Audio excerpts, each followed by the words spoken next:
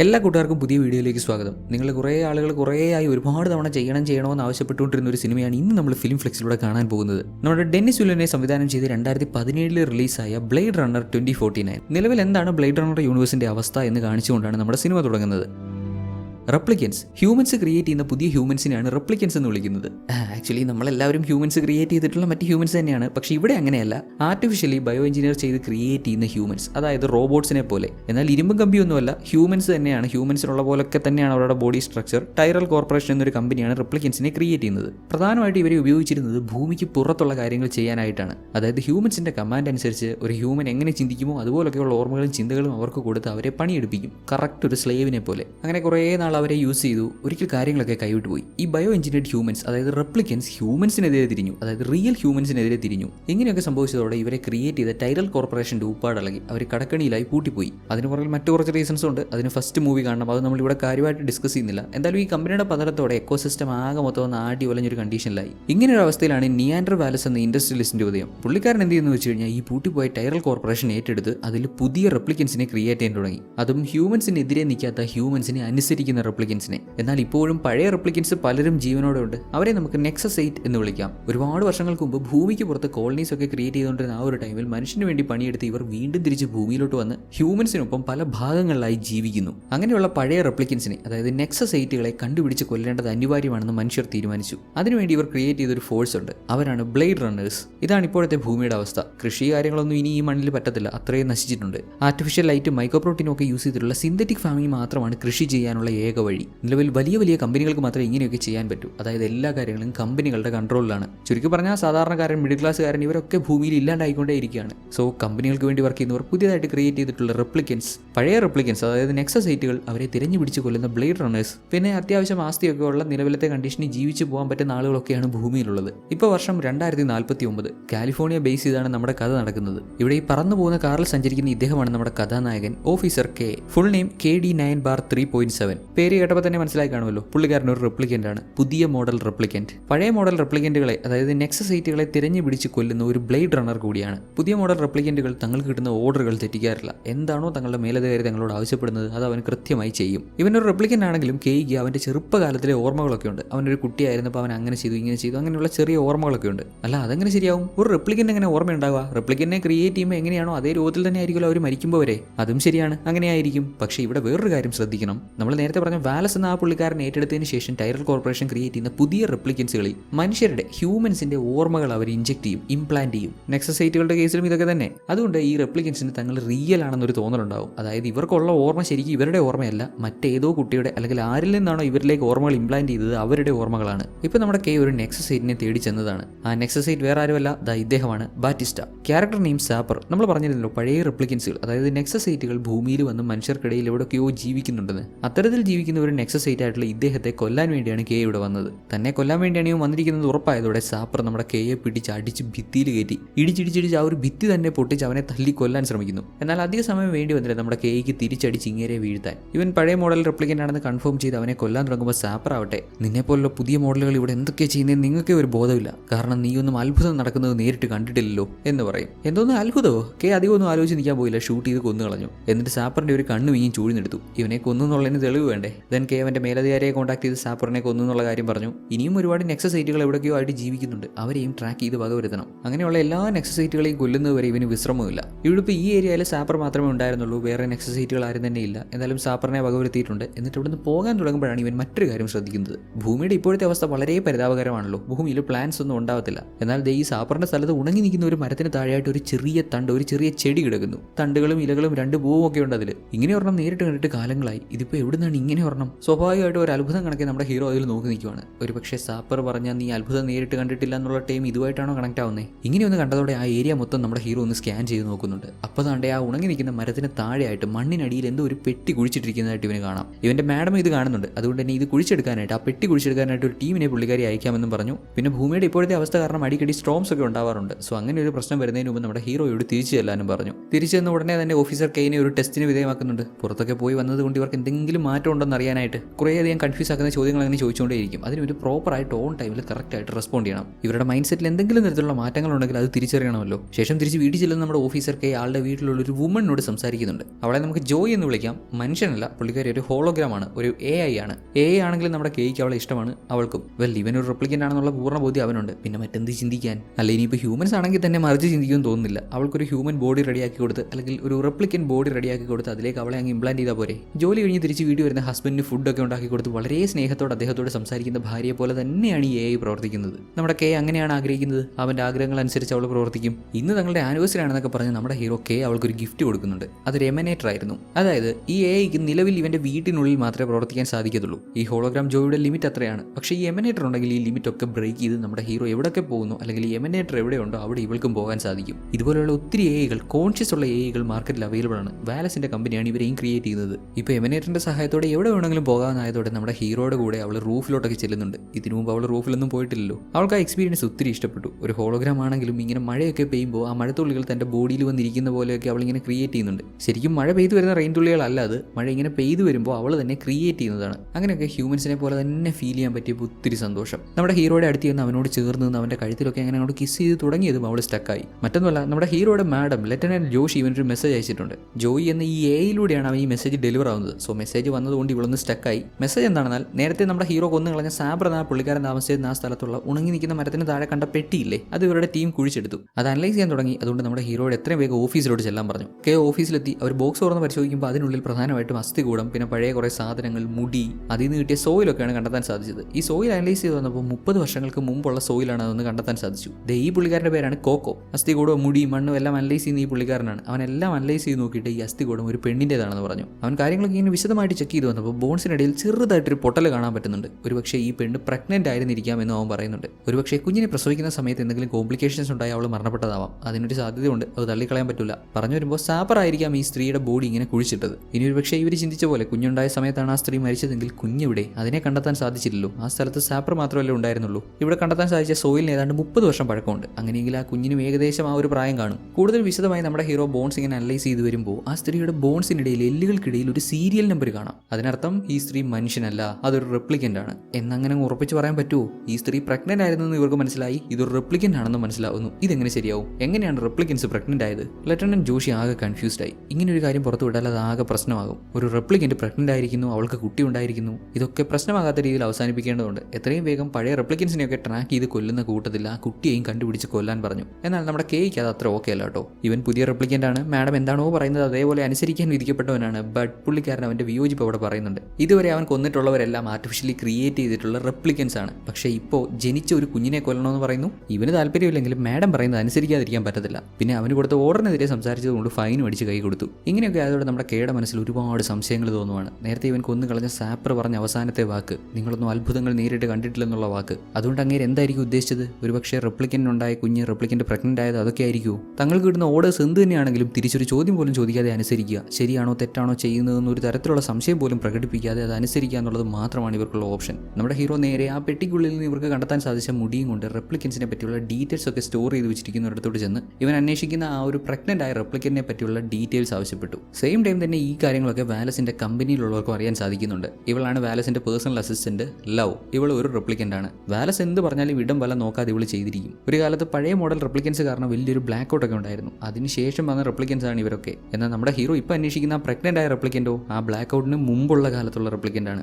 അതുകൊണ്ട് തന്നെ പഴയ റെപ്ലിക്കന്റിന്റെ ഡീറ്റെയിൽസ് കിട്ടുന്നത് ഇത്തിരി പാടാണ്. ബ്ലാക്ക് ഔട്ട് സമയത്ത് ഒരുപാട് ഡേറ്റാസ് നശിച്ചു പോയിട്ടുണ്ട്. എന്നാലും നിലവിൽ അവൈലബിൾ ആയിട്ടുള്ള ഡേറ്റാസ് ഒക്കെ എടുത്ത് ഇവനിങ്ങനെ കാണിച്ചു കൊടുക്കുന്ന സമയത്താണ് ലവ് അവിടെ വന്ന് നമ്മുടെ ഹീറോയെ വിളിച്ചുകൊണ്ട് പോകുന്നത്. നമ്മുടെ ഹീറോ ഇപ്പോൾ അന്വേഷിച്ചുകൊണ്ടിരിക്കുന്ന ആ പ്രഗ്നന്റ് ആയ റെപ്ലിക്കന്റിന്റെ പേരാണ് റേച്ചൽ. അന്ന് ആ കാലത്തുണ്ടായിരുന്ന ബ്ലേഡ് റണ്ണേഴ്സിൽ ഒരാളാണ് ഓഫീസർ ഡെക്കാർഡ്. ഓഫീസർ ഡെക്കാർഡ് റേച്ചലിനോട് സംസാരിക്കുന്ന ഒരു കോൺവെർസേഷൻ, ഒരു ഓഡിയോ ക്ലിപ്പ് നമ്മുടെ ലവ് ഹീറോയ്ക്ക് കേൾപ്പിച്ചു കൊടുക്കുന്നുണ്ട്. അതിൽ ഓഫീസർ ഡെക്കാർഡ് ചോദിക്കുന്ന ചോദ്യങ്ങൾക്കൊന്നും കറക്റ്റ് ആയിട്ടല്ല റേച്ചൽ മറുപടി പറയുന്നത്. ഈവൻ അവൾ മറുപടി പറയുന്നേ ഇല്ല. ഒരുമാതിരി കൺഫ്യൂസ് ആവുന്ന രീതിയിൽ തിരിച്ചോരോരോ കാര്യങ്ങൾ പറയാണ്. ആ ഒരു കോൺവെർസേഷൻ കേട്ടപ്പോൾ തന്നെ റേച്ചൽ ഓഫീസർ ഡെക്കാർഡിനെ ഇഷ്ടപ്പെട്ടിരുന്നു എന്ന് നമ്മുടെ ഹീറോ പറയുന്നുണ്ട്. അങ്ങനെ ഇതുമായി ബന്ധപ്പെട്ട് നമ്മുടെ ഹീറോ അന്വേഷണം തുടങ്ങി. അന്നത്തെ കാലത്ത് ഓഫീസർ ഡെക്കാർഡിൻ്റെ കൂടെ വർക്ക് ചെയ്തിരുന്ന ഇപ്പോഴും ജീവനോടെയുള്ള ആളുകളെയൊക്കെ മീറ്റ് ചെയ്ത് അവരോട് സംസാരിച്ച് ഓഫീസർ ഡെക്കാർഡിനെ പറ്റിയും റേച്ചലിനെ പറ്റിയും കിട്ടാവുന്ന മാക്സിമം ഇൻഫോർമേഷൻ കളക്ട് ചെയ്ത് അങ്ങനെ അവരെ കണ്ടുപിടിക്കാൻ ശ്രമിക്കുന്നു. ഇതുവരെ ഇവർക്ക് കിട്ടിയുള്ള ഇൻഫോർമേഷൻ പ്രകാരം റേച്ചൽ മാത്രമേ മരിച്ചിട്ടുള്ളൂ. അവളുടെ അസ്ഥികൂടെ മാത്രമേ കിട്ടിയുള്ളൂ. ഓഫീസർ ഡെക്കാർഡും റേച്ചലിനുണ്ടായ കുഞ്ഞും ജീവനോടെ ഉണ്ടാവാനുള്ള സാധ്യതയുണ്ട്. കട്ട് ചെയ്താൽ നമ്മൾ നേരത്തെ കണ്ട ലവ് അവളുടെ ബോസിനെ കാണാൻ, വാലസിനെ കാണാൻ ചെല്ലുന്നു. ഇപ്പോൾ ഏറ്റവും പുതിയതായിട്ട് ലേറ്റസ്റ്റ് മോഡൽ റെപ്ലിക്കൻസിനെ ക്രിയേറ്റ് ചെയ്തിട്ടുണ്ട്. സോ ഈ മോഡൽസിനെ ഷിപ്പ് ചെയ്യുന്നതിന് മുമ്പായിട്ട് അതുങ്ങളെ ഒന്ന് ചെക്ക് ചെയ്യണമെന്ന് പറഞ്ഞിട്ടാണ് ഇവിടെ ചെല്ലുന്നത്, ഒന്ന് റിവ്യൂ ചെയ്യണമെന്ന് പറഞ്ഞ്.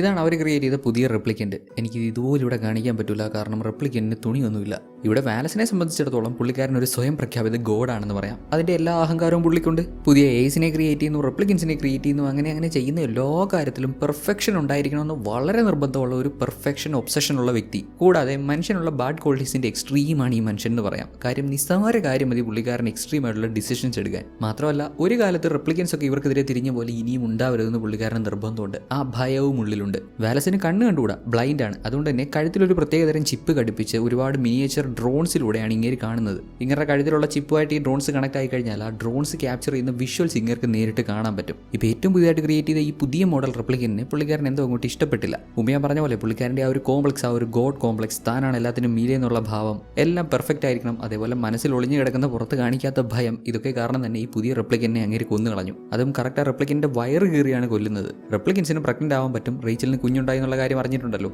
അതുമാണ് കാരണം. തൊട്ടടുത്ത സീനിൽ ദേ ഒരു സ്ട്രീറ്റിൽ നിന്ന് ഇതുവരെ തനിക്ക് കിട്ടിയ തെളിവുകളൊക്കെ നോക്കുന്ന നമ്മുടെ ഹീറോയാണ് കാണുന്നത്. അപ്പോൾ ഒരു കറുത്ത ജാക്കറ്റ് ഇട്ട സ്ത്രീ അങ്ങോട്ട് വന്ന് അവിടെ ഈ പ്രോസ്റ്റിറ്റ്യൂട്ട് ജോബൊക്കെ ചെയ്യുന്ന 3 സ്ത്രീകളോട്, ദാ അവിടെ ആ ജാക്കറ്റ് ഇട്ട് നിൽക്കുന്ന അവനെ കണ്ടില്ലേ, അവനാണ് സാപ്പറിനെ കൊന്നത്, അവൻ എന്തൊക്കെ അറിയാവുന്ന പോയി അന്വേഷിച്ചിട്ട് വാ എന്ന് പറഞ്ഞു. മൂവരും നമ്മുടെ കേടെ അടുത്ത് വന്ന് ഒന്ന് കൊഞ്ചിക്കൊഴിഞ്ഞ് അവനെ ഒന്ന് വലയിലാക്കാൻ ശ്രമിച്ചു നോക്കി. ബട്ട് അവൻ എടുക്കുന്ന ലക്ഷണം കാണുന്നില്ല. അവനെതിരെ ഇവരൊക്കെ, അവന് വീട്ടിൽ ഉണ്ടല്ലോ, ജോയ് ഉണ്ടല്ലോ, ഇവൻ ഒരു തരത്തിലുള്ള താല്പര്യവും കാണിക്കുന്നില്ലെങ്കിലും ആ കൂട്ടത്തിലെ ഈ പെണ്ണ് മാത്രം അവിടെ നിന്ന് അവൻ്റെ കയ്യിലുള്ള ഫോട്ടോസിനെ പറ്റിയൊക്കെ ചോദിക്കുന്നു. എന്തെങ്കിലും ഇവൻ അറിയാവുന്ന സീക്രട്സ് എങ്ങനെയെങ്കിലും മനസ്സിലാക്കിയെടുക്കാൻ ശ്രമിക്കുകയാണേ. എന്നിട്ട് ഒരു കാര്യം ഉണ്ടായില്ല.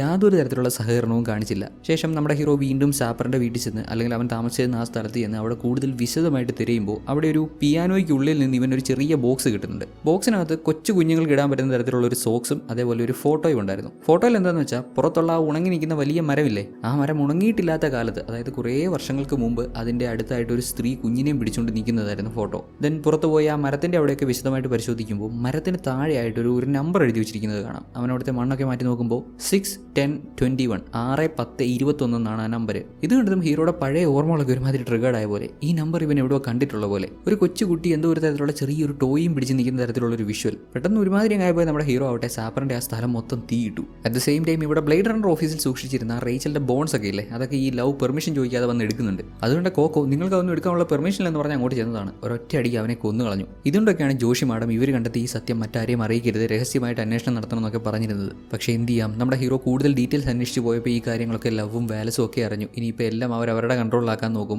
ഉറപ്പായി നമ്മുടെ ഹീറോയ്ക്ക് പിന്നാലെ അവരുണ്ടാവും. ആ ഒരു കുഞ്ഞിനെ കണ്ടുപിടിച്ച് കൊല്ലേണ്ടത് ഇപ്പോൾ അവരുടെ കൂടെ ആവശ്യമാണ്. ഇവിടെ നമ്മുടെ ഹീറോ ജോഷി മാഡത്തിൻ്റെ അടുത്ത് വന്നപ്പോൾ പുള്ളിക്കാരി കോക്കോ കൊല്ലപ്പെട്ടു എന്നുള്ള കാര്യം ഇവനോട് പറഞ്ഞു. ആരാണ് കൊന്നതെന്നൊന്നും വ്യക്തമല്ല.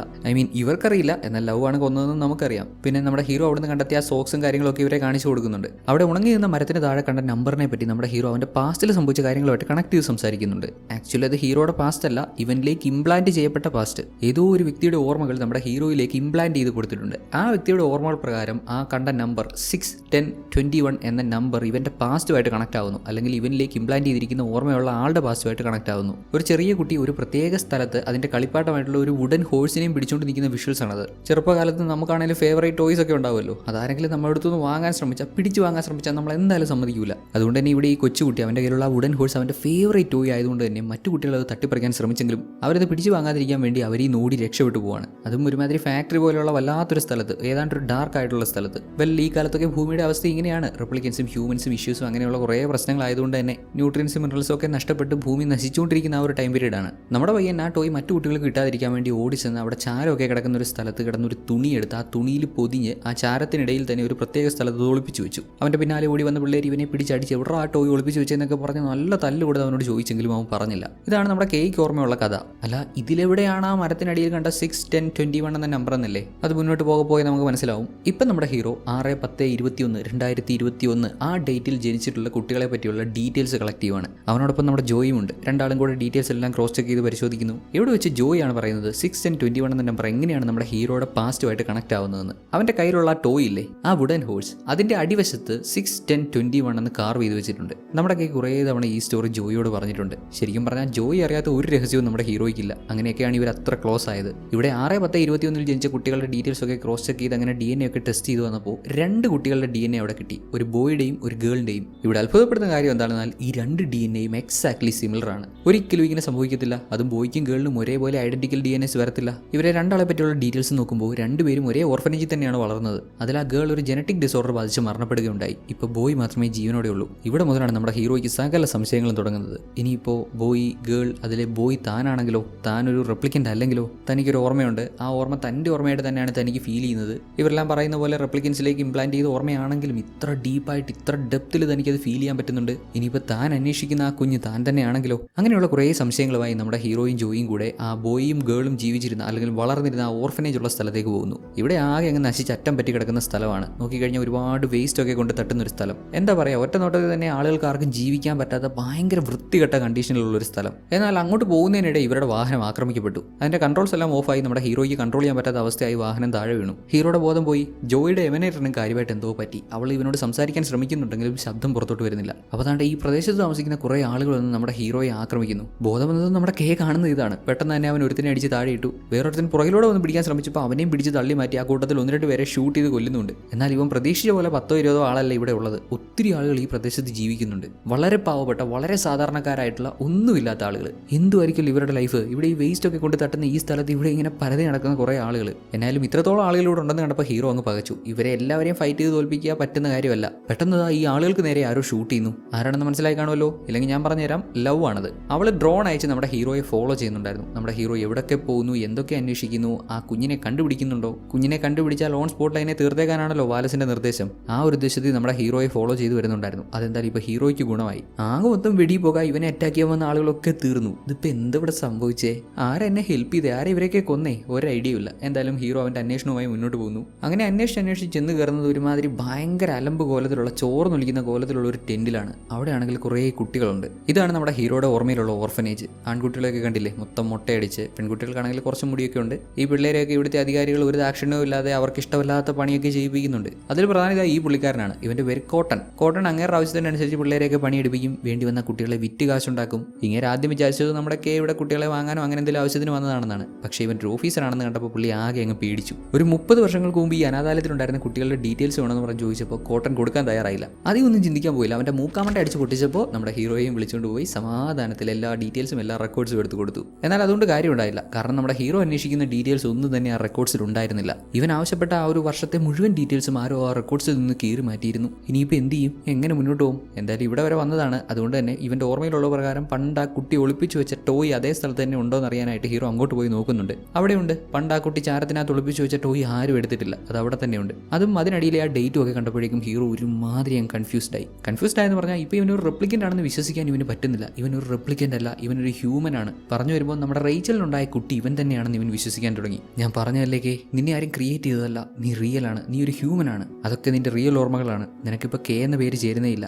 ഞാൻ നിനക്ക് ജോ എന്ന പേര് വെക്കട്ടെ. ജോ, ആ പേര് നിനക്ക് സ്യൂട്ട് ആവുന്നുണ്ട്. എന്നിങ്ങനെയൊക്കെ നമ്മുടെ ജോയ് കണ്ണ് നിറഞ്ഞവനോട് പറയുവാണ്. അവൾക്കും ഇവൻ്റെ ഹ്യൂമൻ ആണെന്ന് അറിഞ്ഞപ്പോൾ ഒത്തിരി സന്തോഷം. പക്ഷേ ഹീറോയ്ക്ക് ഇത് പൂർണ്ണമായിട്ടും അങ്ങോട്ട് വിശ്വസിക്കാൻ പറ്റുന്നില്ല. ഇവനുള്ള ഓർമ്മകൾ ഇംപ്ലാന്റ് ചെയ്തതാണോ അതോ ജനിച്ചപ്പോഴേ ഉള്ള ഓർമ്മകളാണോ എന്ന് അറിയണമല്ലോ. അതൊന്ന് കൺഫേം ചെയ്യാൻ വേണ്ടി ഇങ്ങനെ ഓർമ്മകളൊക്കെ ചെക്ക് ചെയ്യുന്ന ആളുകളുടെ അടുത്ത് പോകുന്നു. അതായത് ഇവനിലേക്ക് ഓർമ്മകൾ ഇംപ്ലാന്റ് ചെയ്തതാണോ എന്ന് കണ്ടുപിടിക്കാൻ പറ്റുന്നിടത്തേക്ക് പോകുന്നു. ഇതാണ് ആ സ്ഥലം. ഇവിടെ കാണുന്ന ഈ പച്ചപ്പും പ്രാണികളെയും ഒക്കെ കണ്ട് ഇതൊന്നും റിയൽ ആണെന്ന് വിശ്വസിക്കരുത്. ഇതെല്ലാം ഒരു സിമുലേഷനാണ്. ഇത് ഡോക്ടർ അന്ന സ്റ്റീലിൻ. പുള്ളിക്കാരി കുറേ ആയിട്ട് ഈ ഒരു പ്രത്യേക കേസിനകത്ത് ഈ ഒരു ലോകത്ത് ജീവിക്കുവാണ്. എന്തൊക്കെയോ സർട്ടൻ കണ്ടീഷൻസ് കാരണം പുള്ളിക്കാരുടെ പേരൻസിന് ഇവളെ ഇങ്ങനെ ആക്കേണ്ടി വന്നു. സന്തോഷത്തോടെ ജീവിക്കാനുള്ള കാര്യങ്ങളൊക്കെ ഇതിനകത്ത് സെറ്റ് ചെയ്തിട്ടുണ്ട്. പക്ഷേ ആരോടും സംസാരിക്കാനൊന്നും പറ്റത്തില്ല, ആരും കൂട്ടില്ല എന്നൊരു വിഷമം മാത്രം. പിന്നെ വളരെ വളരെ റെയർ ആയിട്ട് മാത്രമേ അനയെ കാണാൻ ആരെങ്കിലും ഒക്കെ ഇങ്ങോട്ട് വരാറുള്ളൂ എന്നും പറയുന്നുണ്ട്. ഇവിടെ ഇങ്ങനെ ഒരു പ്രത്യേക കണ്ടീഷനിൽ അടച്ചിട്ട് വളർത്താനുള്ള കാരണം പാവത്തിനൊരു രോഗം വന്നു എന്നുള്ളതാണ്. വളരെ ശാന്തമായിട്ടുള്ള പെരുമാറ്റം, വളരെ കാം കൂൾ, സംസാരിക്കുമ്പോൾ തന്നെ നമുക്കത് ഫീൽ ചെയ്യുന്നുണ്ട്. അത്ര പാവം. ഇവിടെ ഇതിനകത്തിരുന്ന് ഡിഫറെൻറ്റ് ടൈപ്പ് ഓഫ് ഹോളോഗ്രാംസ് ഇങ്ങനെ ക്രിയേറ്റ് ചെയ്ത് കൊടുക്കും. അത് മോസ്റ്റ് പെർഫെക്റ്റ് ആയിട്ട് നല്ല അടിപൊളിയായിട്ട് ചെയ്ത് കൊടുക്കും. ഈവൻ ഇവൾ വാലസിന് വേണ്ടി പോലും വർക്ക് ചെയ്തിട്ടുണ്ടെന്ന് പറയുന്നുണ്ട്. ദെൻ നമ്മുടെ ഹീറോയുടെ ഓർമ്മകൾ ചെക്ക് ചെയ്യുന്നു. അവൻ്റെ ഓർമ്മകൾ റിയൽ ആണോ അതോ ഇംപ്ലാന്റ് ചെയ്തതാണോ എന്ന് വിശദമായിട്ട് ചെക്ക് ചെയ്ത് വന്നപ്പോൾ പാവം നമ്മുടെ അനി ഇരുന്ന് കരയുന്നു. എന്ത് ഇവൾക്ക് പറ്റി? എന്തിനു ഇവൾ കരയുന്നേ? നമ്മുടെ കെയോട് പറയാൻ, സോറി നമ്മുടെ ജോയോട് പറയാൻ ഒരൊറ്റ മറുപടി മാത്രമേ ഉള്ളൂ. ഇതൊക്കെ ഒരാൾ ജീവിച്ച റിയൽ മെമ്മറീസ് ആണ്. അതായത് നമ്മുടെ ഓഫീസർ കെ ഒരു റെപ്ലിക്കൻ്റ് അല്ല, അവനൊരു ഹ്യൂമൻ ആണത്രേ.